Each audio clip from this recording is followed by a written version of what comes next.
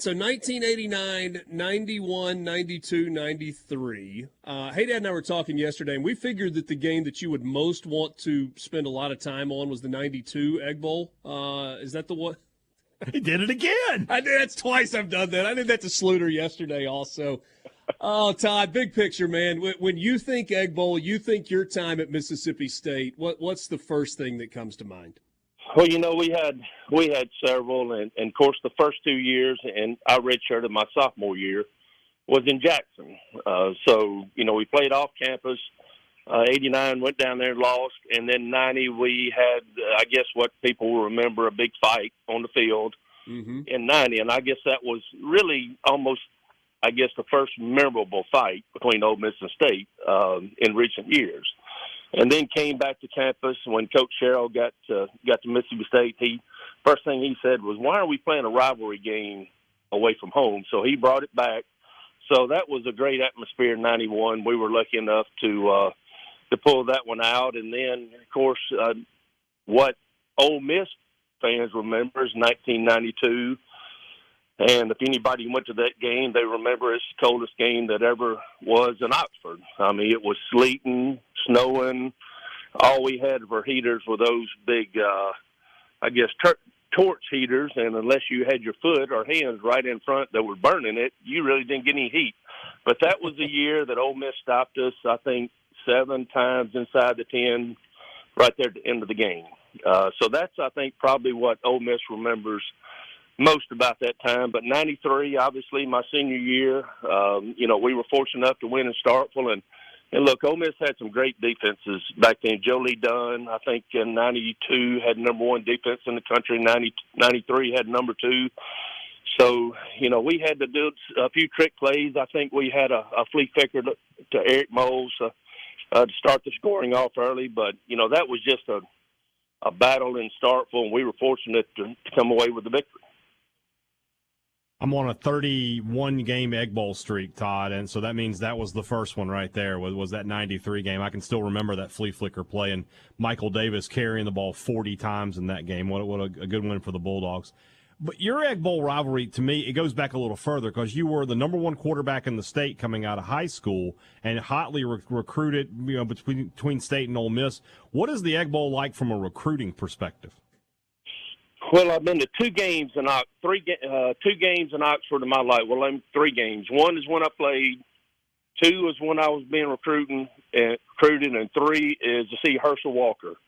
So that is the only 3 games I've ever seen in Oxford.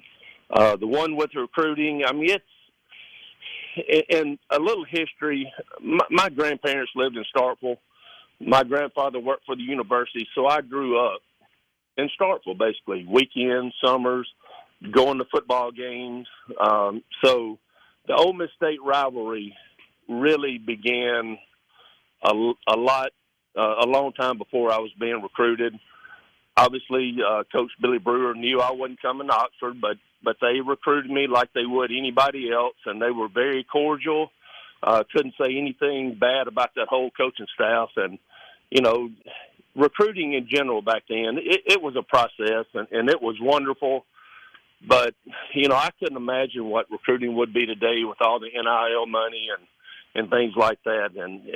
But just the Ole Miss recruiting, it's pretty much non-existent because I was a State fan growing up.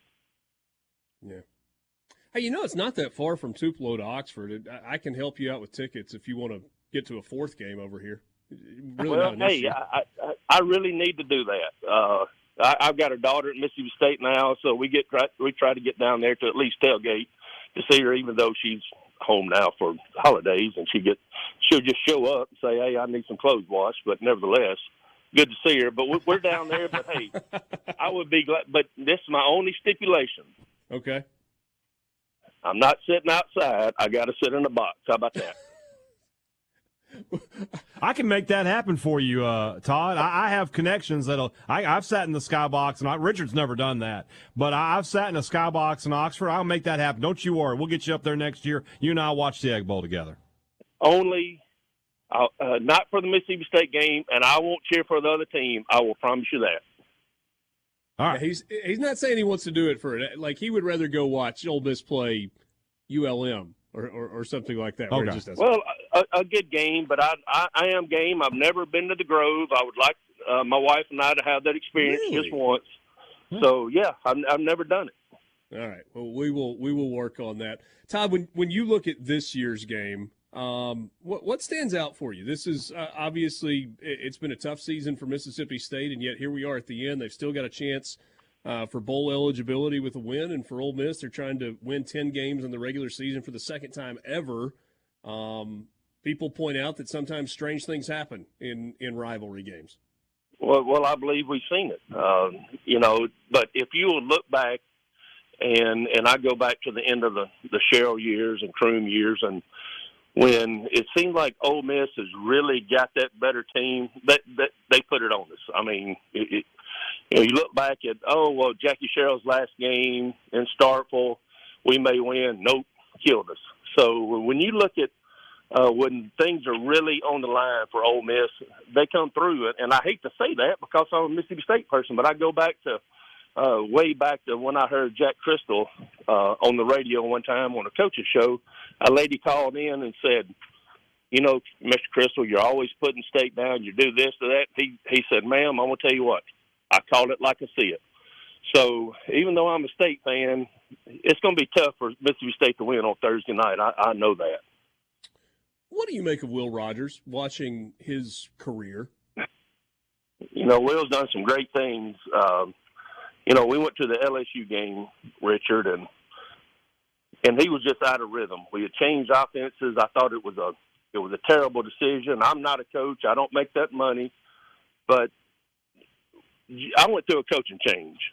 Mm-hmm. And to try to change offenses to personnel that you don't have is a disaster. When Coach Sherrill came in, we had offensive linemen that were 6 foot, 6'1". So instead of him saying, okay, we're going to be a drop back passing team, we're going to run option. And we were very successful at it until he got the players that he wanted in, the personnel, and you saw it pretty quickly. His thing was, hey, I don't want offensive linemen unless they're 6'5". So you evolve. So changing an offense to personnel that you don't have is tough in the year. And I think Will has come back and done a good job last weekend. He kind of, got in rhythm a little bit. But Will Rogers is not a drop back 3-4 second guy in the pocket. He has to get the ball out quick. But I think as far as his career, I think Will has done an excellent job. He's not that big. He doesn't have a great arm, but he knows his limits. And, with Coach Leach, I mean, he exploited that. He knew what he had, and he used it.